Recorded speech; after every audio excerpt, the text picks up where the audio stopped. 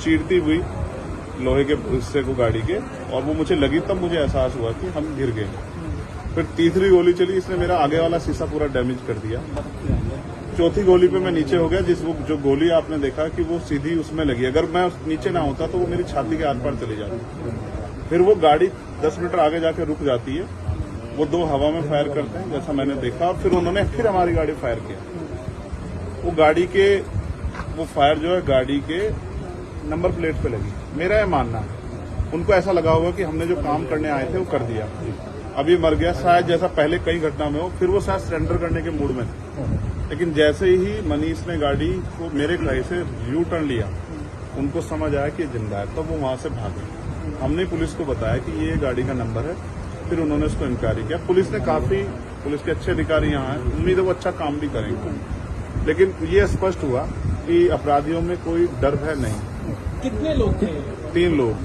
2 लोग असले से हमला कर रहे थे, एक व्यक्ति गाड़ी चला रहा है। चंद्रशेखर जी, कोई थ्रेट कॉल आया हो आपको इससे पहले, कोई धमकी? पिछले कई सालों से आ रही है। मैं लगातार पुलिस को इंटीमेट भी करता रहता हूं। मैंने डीजीपी को भी लिखा, गृह मंत्री को भी लिखा, मुख्यमंत्री को भी लिखा, यहाँ के पहले एसएसपी डीएम थे उनको भी लिखा। लेकिन डीएम साहब जो पिछले थे अखिलेश सिंह जी, उन्होंने साफ मना कर दिया कि चीफ मिनिस्टर नहीं चाहते चंद्रशेखर को सुरक्षा दी जाए। मेरे आज भी याद है ये बात, क्योंकि मैंने एलआईयू के अधिकारी द्वारा पूछा कि भाई मैंने आपको बताया फिर क्यों नहीं हो रहा है। तो उन्होंने कहा भाई ये सरकार का मामला, सरकार चाहे तो दे सकती। तो मैं चाहता हूं मुख्यमंत्री इंतजार कर रहे हैं कब चंद्रशेखर मरे, उनका काम आसान हो। लेकिन उनको ये नहीं पता कि गरीबों की, कमजोरों की, शोषितों की बात करने वाला चंद्रशेखर इतनी आसानी से उनकी रास्ते में से नहीं है। अच्छा, अतीक अशोक जैसा हुआ वैसे ही कुछ होने वाला था, ऐसा आपको लगता है? अब आप इसका आकलन खुद करें कि क्या हुआ और क्या हो सकता है। आपके पास लाइसेंस? एक और बात, मुझे ऐसा लगता है कल की घटना के बाद, इतने बड़े उसके बाद भी अगर मैं सुरक्षित हूं तो हमारे संतों गुरुओं महापुरुषों का आशीर्वाद, हमारी करोड़ों बहनों माताओं का आशीर्वाद, बुजुर्गों का मेरे पास है। और मैं जो जिम्मेदारी मैं लेके मैदान में आया हूं, बाबा साहब अम्बेडकर, मानव काशीराम साहब, सदगुरु रविदास जी का जो बेगमपुरा राज का सपना है, मानवता के राज का सपना है, संविधान को लागू कराने का है, इन वर्गों को अधिकार देने का है। जब तक वो पूरा नहीं होगा मैं कहीं जाने वाला नहीं। मीरकपुर में छोड़कर अपराधी भाग जाते हैं, तो उसको कुछ और बता रहे, कुछ को कहानी को और नया मोड़ देने की कोशिश हो सकता है वो चाहते थे जो गुजरों और दलित समाज में एकता बनी है वो एकता टूट जाए। ये होगा ही नहीं कभी, ठीक है, ये नहीं हो सकता। अमेठी पंचायत आप लोग कर रहे हैं अपनी मांगों को लेकर? हमारी लीडरशिप ने ये निर्णय लिया है कि जब 24 घंटे में गिरफ्तारी नहीं हुई तो हमें अपने लोगों को भी जवाब देना है। तो इसलिए शायद उन्होंने 3 तारीख का समय रखा है, मैं उसका हिस्सा बनूंगा। अमेठी के अंदर एक फेसबुक वायरल हुई है पोस्ट, जिसमें आपको मारने की वो की गई है, क्या है उसके अलावा? ठीक है, देखिए लोकतंत्र है, उनके अधिकार है, मारे या छोड़े।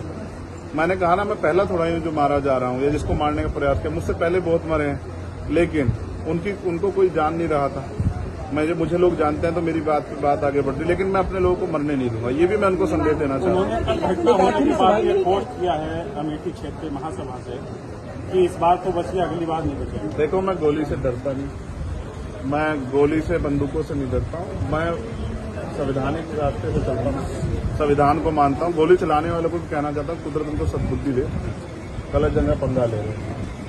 मैं झगड़ा नहीं चाहता, मैं अपने लोगों को भी कह रहा हूँ कल से शांति बना रखो और संविधान के रास्ते चलो। वो हमें डिस्टर्ब करना चाहते हैं कि जो हम राजनीतिक ताकत हमारी बन रही हो कमजोर हो जाए, हम दूसरी दिशा चले जाएं।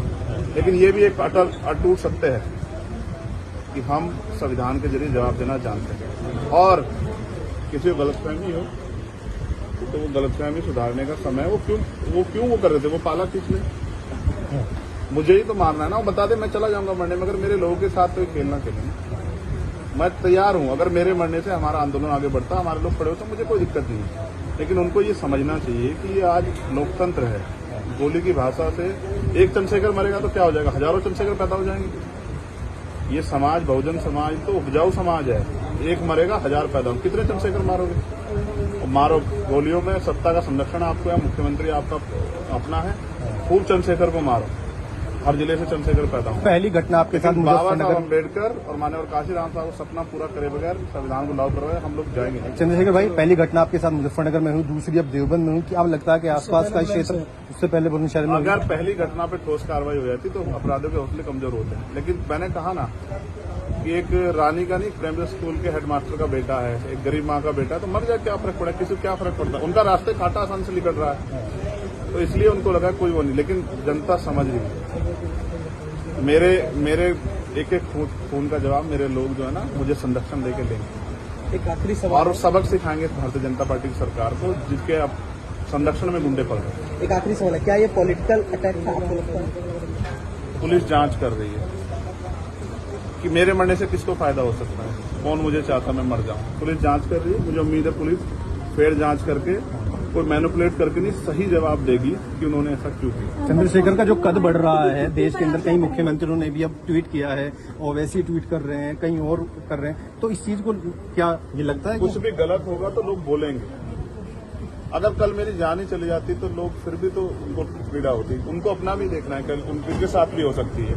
ये लाइन ही विचारधारा ही गलत है कि गोली से वो करो, और ये बीजेपी की भाषा है, गोली मारो सालों को, ये वही उसी वो उपजाऊ हो रही है।